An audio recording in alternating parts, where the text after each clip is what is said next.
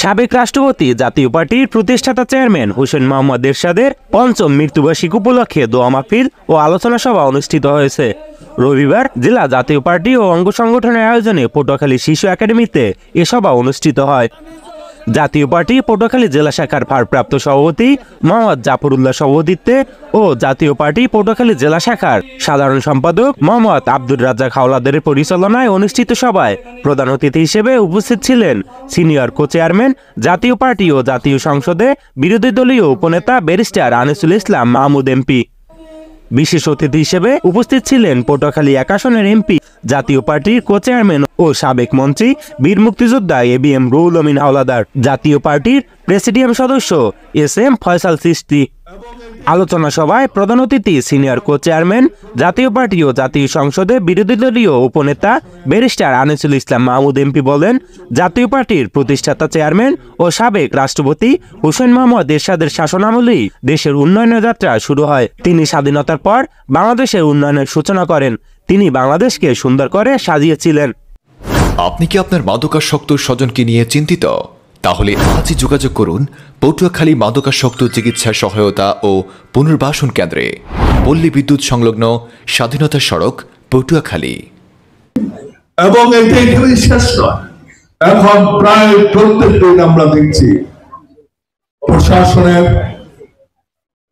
উচ্চ পদে আর্থিক ব্যক্তিদের যে দুর্নীতি সেগুলো আমরা দেখছি।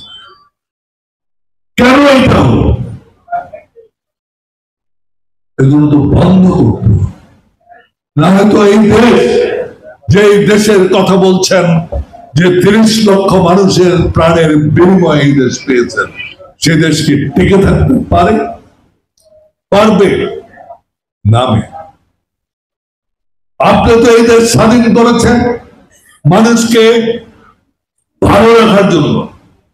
আজকে যদি আমরা দেখি দুর্নীতিতে প্রতি পদে ছেড়ে গেছে, সেই বাংলাদেশ তো আমরা চাই।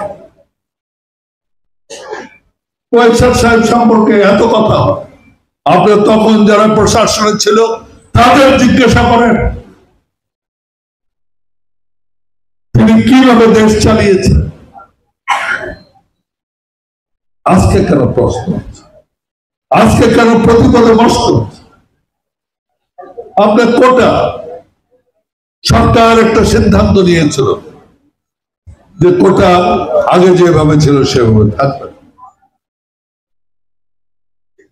আমি জানি যখন ৩০% কোটা ছিল, অনেক সময় পদ খালি রাখতে হয়েছে, কারণ মুক্তিযোদ্ধা সন্তান বা নাতি বা পতি পাওয়া যায়নি, পদ খালি যেহেতু বড় হয়েছে ৩০%। যখন দেশ স্বাধীন হয়েছে তখন আমাদের লোক সংখ্যা ছিল ৭.৫ কোটি। ৩ লক্ষ লোকের জন্য আপনি ৩০% দিয়েছেন, আমরা এর সাথে একমত ছিলাম।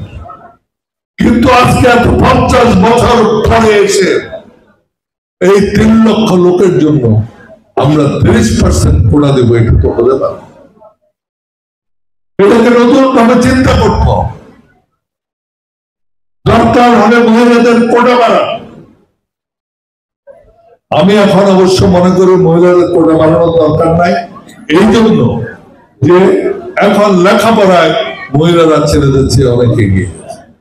তিনি আরো বলেন, দেশের মানুষের যে কোনো দুঃসময়ে রাষ্ট্রপতি থাকাকালীন হোসেন মোহাম্মদ এরশাদ প্রাকৃতিক দুর্যোগ উপেক্ষা করে দুর্গত মানুষের পাশে দাঁড়িয়েছিলেন। প্রশাসনিক সংস্কার করে উপজেলা পরিষদ করেছিলেন, জেলা বানিয়েছিলেন। দেশের মানুষ সস্তায় ওষুধ কিনে খাচ্ছেন, তা এরশাদের প্রণীত ওষুধ নীতির কারণেই। আলোচনা সভা শেষে সাবেক রাষ্ট্রপতি জাতীয় পার্টির প্রতিষ্ঠাতা চেয়ারম্যান হোসেন মোহাম্মদ এরশাদের রুহের মাগফিরাত কামনায় বিশেষ মোনাজাত করা হয়। গোপাল হালদার, খবর পটুয়াখালী নিউজ ডেস্ক।